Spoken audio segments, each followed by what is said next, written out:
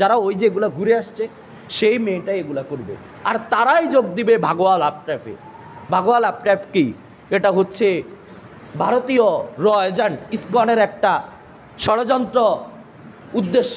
তাদের কাজ হচ্ছে কি, মুসলমানদেরকে কোনোভাবে পরাজিত করা যায় না, তো পরাজিত করার অন্যতম মাধ্যম হচ্ছে তাদের ভবিষ্যৎ প্রজন্মকে নষ্ট করে দেওয়া।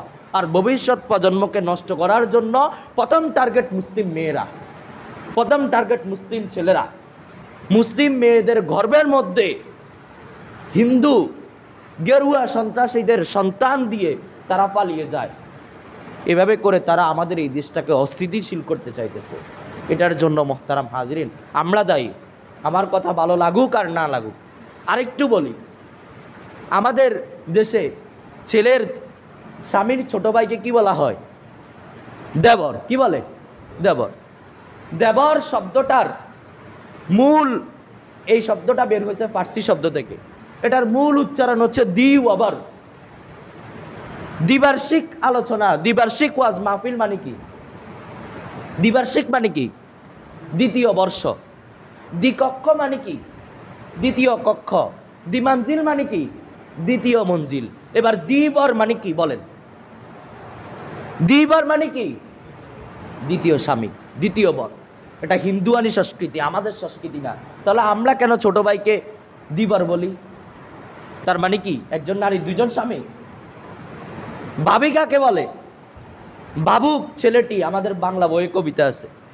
ভাবুক শব্দের অর্থ কি? যে ভাবে তাকে বলা হয় ভাবুক। আর ভাবি মানে কি?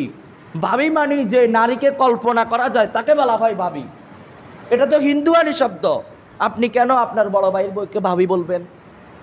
তাকে বোন ডাকবেন, তাকে বা সম্মান করবেন, মায়ের চোখে দেখবেন, তার সাথে দেখা দিবেন না। ভাবি কেন বলেন?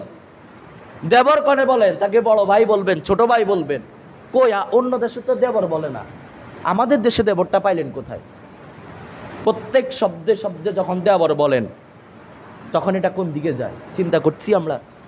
আমার কথা ভুল হইলে আপনারা আজকে অভিধান খুলে দেখবেন, এরপর আমার ভুলটা ধরাই দিবেন। ভাবি মানে যেই নারীকে কল্পনা করা যায়। আমার কথা ভুল হলে আপনারা অভিধান দেখবেন। বর যাত্রী, অনেক বছর আগে হিন্দু ব্রাহ্মণরা তারা বংশ মিলিয়ে বিয়ে করত। তো এক জায়গা থেকে অনেক দূরে তারা বিয়ে করত।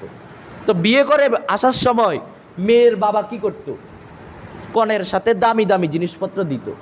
তো হাওরে দিয়ে, বিলে দিয়ে, নৌকা দিয়ে যখন আসতো তখন এগুলো কি হইতো? ডাকাতি হয়ে যেত। এই জন্য বরে এলাকা থেকে যাওয়ার সময়